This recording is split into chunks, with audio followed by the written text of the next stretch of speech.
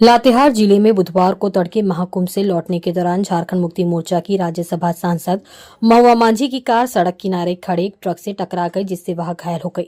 Police ने बताया कि मांझी की बाई कलाई की हड्डी टूट गई और उन्हें रांची के एक निजी अस्पताल में भर्ती कराया गया है। उन्होंने बताया कि दुर्घटना में उनकी कार में सवार परिवार के अन्य सदस्यों को भी मामूली चोटें आई हैं।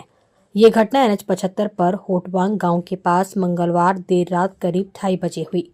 सदर थाना प्रभारी दुलाट चौड़े ने बताया कि दुर्घटना के बाद मांझी को तुरंत सदर अस्पताल ले जाया गया, जहां प्राथमिक उपचार के बाद उन्हें बेहतर इलाज के लिए रांची स्थित रिम्स रेफर किया गया। उन्होंने बताया कि मांझी प्रयागराज से अपने बेटे और बहू के साथ रांची लौट रही थी। सदर अस्पताल के अनुसार महुआ मांझी के बाएं हाथ की कलाई में फ्रैक्चर हुआ है। प्राथमिक उपचार के बाद उन्हें आगे के इलाज के लिए रांची भेज दिया गया। जेएमएम की राज्यसभा सांसद महुआ मांझी को रांची के ऑर्किड मेडिकल सेंटर में भर्ती कराया गया है। प्रयागराज से लौटते समय झारखंड के लातेहार के पास उनका एक्सीडेंट हुआ। सांसद महुआ मांझी के बेटे सोमवित मांझी ने बताया कि वे लोग महाकुंभ से लौट रहे थे, तभी ये दुर्घटना हुई।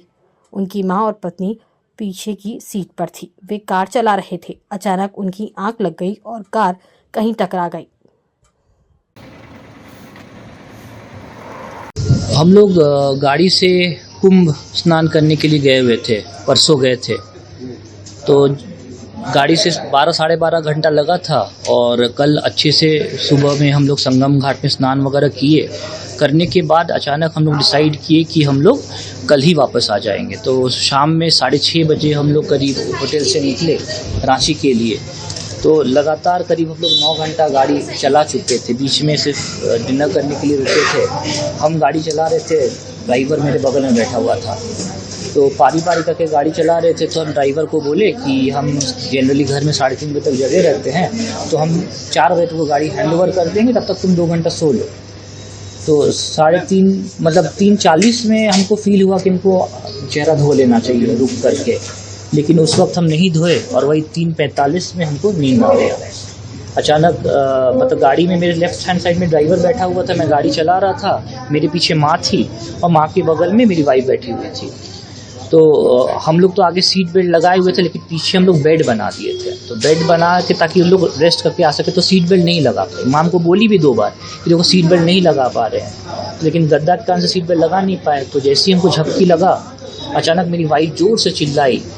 तो हमको आँख अचानक खोले तो देखिए पूरा मतलब गाड़ी के अंदर धुआं सफ़ेद धुआं लग रहा था। तो हम उसको उतना ही खाली बोले हम संभालते हैं, उतना में हम ब्रेक मारे और गाड़ी को घुमा दिया। तब रियलाइज़ हुआ कि धक्का लग चुका था। और फिर अचानक 4-5 लोग बाहर से दौड़ते हुए आए, शीशा तोड़ने का कोशिश कर रहे थे निकालने के लिए हम लोग को। तो हम लोग उसको इतना ही बोले कि हम गाड़ी का दरवाज़ा खोल के निकल जाए। तो आगे का दोनों एयरबैग्स खुल गया था। तो हमको तो ज़्यादा चोट नहीं है, मेरा हाथ में सिर्फ खाली छिलाया ही। ड्राइवर को भी कुछ चोट नहीं आया, वाइफ को पीठ में चोट आया था और माँ बेहोश थी।